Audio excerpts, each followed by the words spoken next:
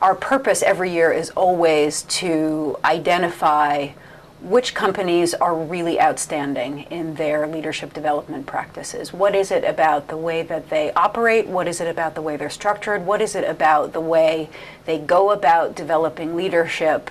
And what can we learn from this? Because, of course, we know nobody can afford to ignore the challenges of developing leaders and the importance of having enough leaders these days.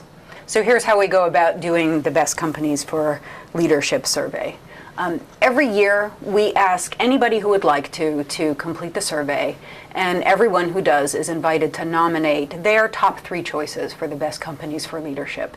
And then we use these nominations, plus some additional information about all of the companies that participate in the survey, to figure out which are the top 20. So the top 20 are always the companies that got the most nominations from people outside their organization, so they're greatly admired by peers for how well they develop leaders. But at the same time, they also have to have lots and lots of internal admirers. They have to be nominated by people who actually work for the company and know the company intimately and its leadership development practices very well.